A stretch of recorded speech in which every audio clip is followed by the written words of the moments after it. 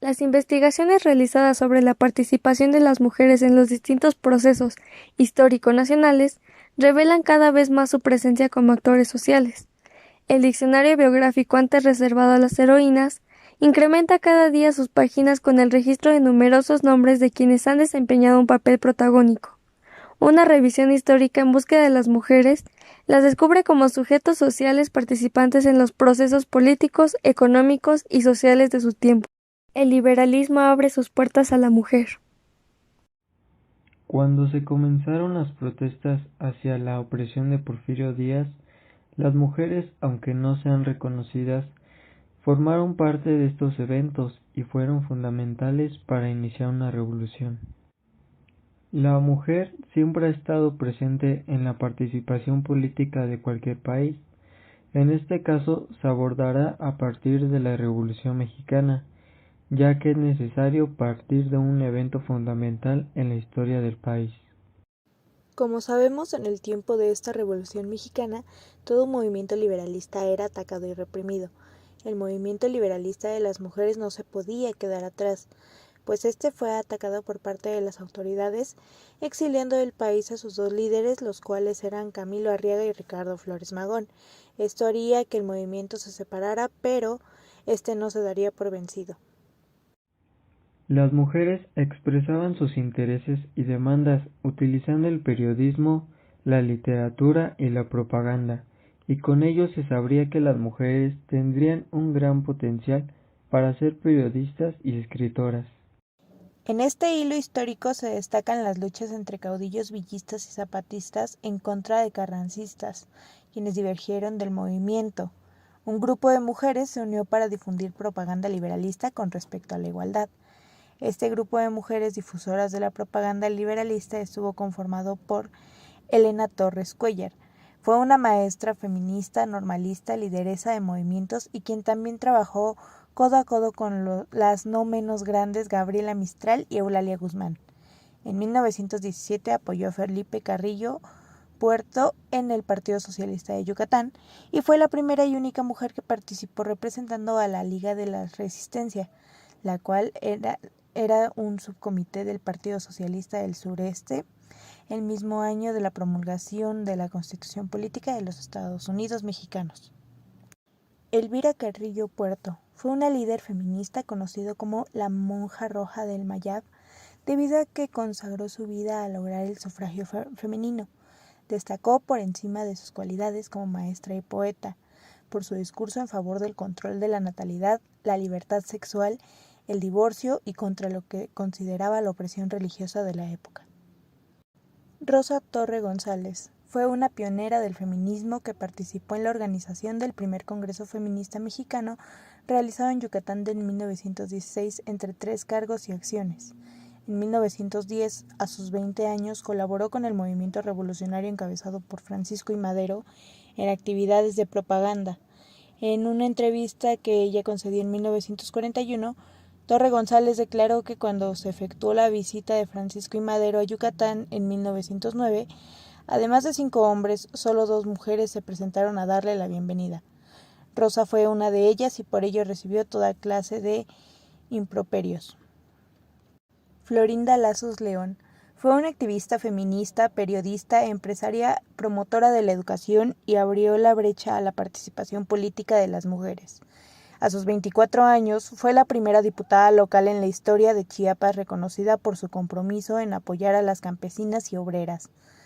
De acuerdo con Chiapas Paralelo, Chiapas aprobó el derecho de las mujeres a votar y ser votadas en 1925, colocándose en los primeros estados que legislaron para alcanzar dicha ley. Un año después, durante las elecciones de 1926, Florinda Lazos fue candidata por el Partido Obrero Trabajadores Libres a una diputación y resultó electa, convirtiéndose así en la primera diputada y la más joven en la historia del Congreso del Estado de Chiapas.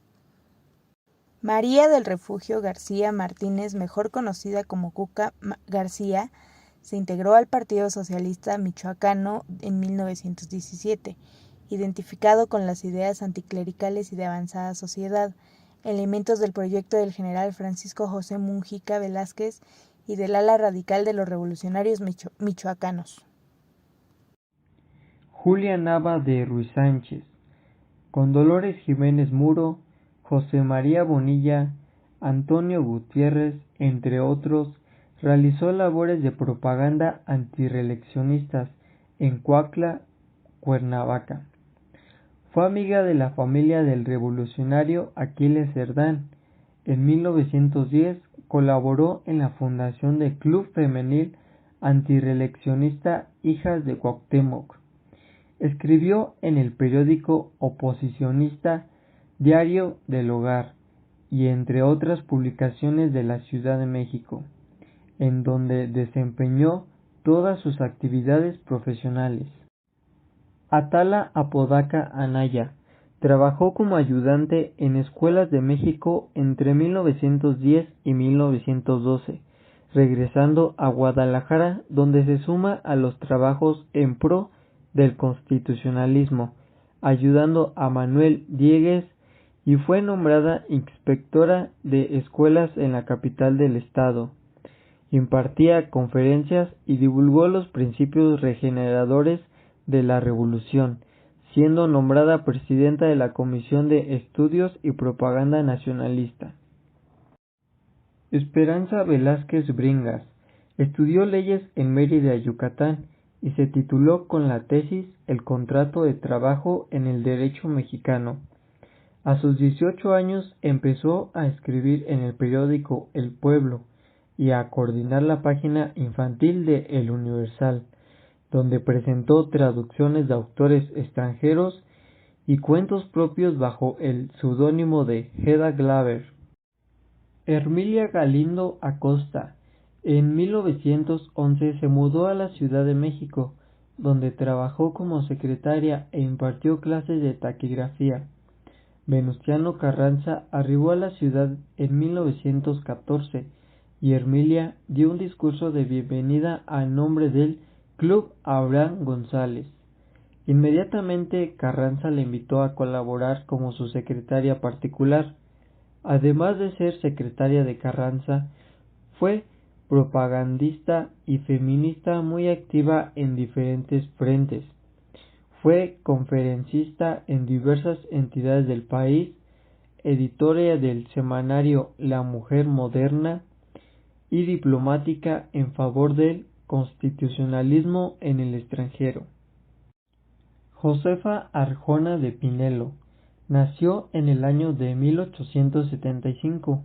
Fue perteneciente al Partido Liberal Mexicano, partícipe en la fundación del Club Gutiérrez Zamora y del Club Liberal Sebastián Lerdo de Tejada, como también participó en la huelga de Río Blanco, para después ingresar al Grupo Socialismo Mexicano, el cual organizaba a artesanos y trabajadores para ser parte de la conspiración de Tacubaya.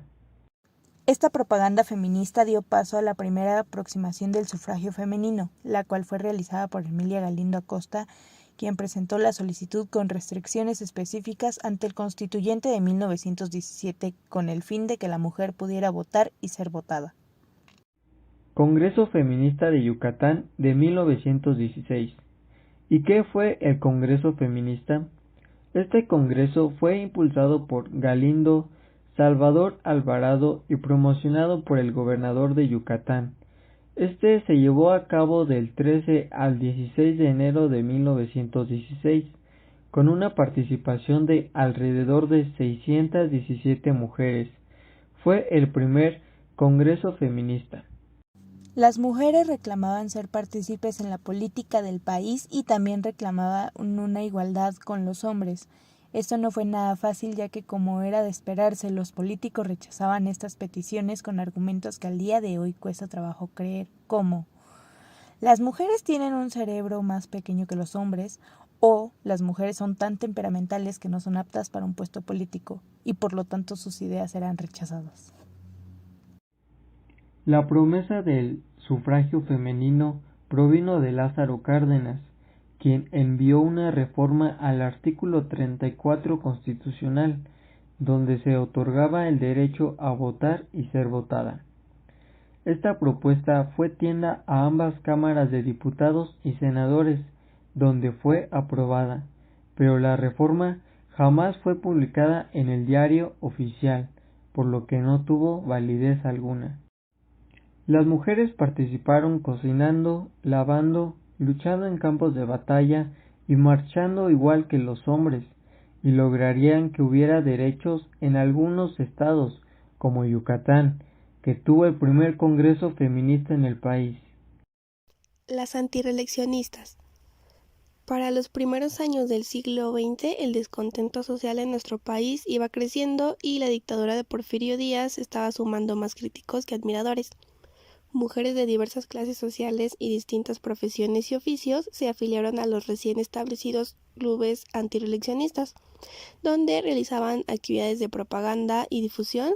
Participaron también de manera independiente al crear asociaciones antirreeleccionistas femeninas, tanto en la Ciudad de México como en los diferentes estados de la República. Posteriormente llevaron a cabo una magna asamblea denominada Convención Nacional Independiente de los Partidos Aliados, Nacional Antirreeleccionista y Nacional Democrático. Esta reunión, verificada en el Tívoli del Eliseo del 15 de abril de 1910, decidió lanzar la candidatura de Madero como presidente y la de Francisco Vázquez Gómez como vicepresidente.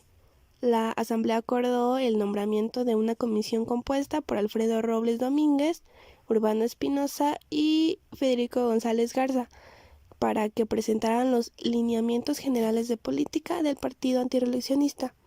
Dentro de estos lineamientos se expusieron una serie de demandas tales como el restablecimiento de la Constitución, reformas a la ley electoral, efectividad del voto, supresión de las prefecturas políticas, mejoramiento de la instrucción política y de la condición material, intelectual y moral de los obreros.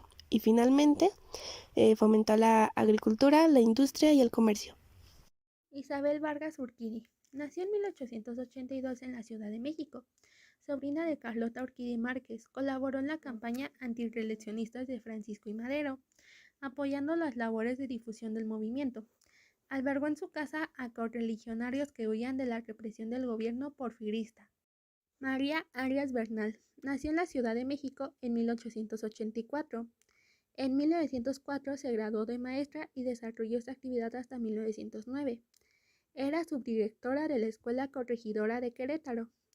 Cuando se adhirió al movimiento maderista, a raíz del golpe militar de Victoriano Huerta en febrero de 1913 y del asesinato de Francisco I. Madero y José María Pino Suárez, comenzó su lucha por derrotar al huertismo. En este mismo año fundó el Club Femenil Lealtad, con la colaboración de Dolores Sotomayor, Inés Malváez y María Luisa Rojas, entre otras. Así fue como la Voz Popular le adjudicó el sobrenombre de María Pistolas. En 1916 retornó a su profesión y asumió la dirección de la Escuela Normal. En 1920 obtuvo su jubilación y los últimos 3 años de su vida los dedicó al alturismo. Murió en la Ciudad de México en 1923. María Teresa Rodríguez nació en Ocosocuautla, Chiapas, en 1890. Realizó sus estudios en la capital de ese estado. Maestra de educación primaria, perteneció a varias organizaciones políticas como el Partido Democrático, revista en 1908, y el Partido Antirreeleccionistas en 1909. En 1912 perteneció al Partido Maderista Constitucional Progresista liderado por Madero. Huerta tomó parte en la protesta del diario del Hogareño en contra de la usurpación. Sus comisiones revolucionarias también la llevaron a defender, en mayo de 1914, el discurso del senador Belisario Domínguez. En el mes de septiembre, al lado del constitucionalismo, sirvió como agente confidencial del general Heriberto Jara Rodríguez, uno de los defensores de Veracruz cuando la intervención norteamericana. En noviembre, Venustiano Carranza le otorgó el grado del coronel del ejército constitucionalista. En diciembre del mismo año se le comisionó para reclutar hombres y difundir propaganda revolucionaria en los estados de Chiapas y Veracruz.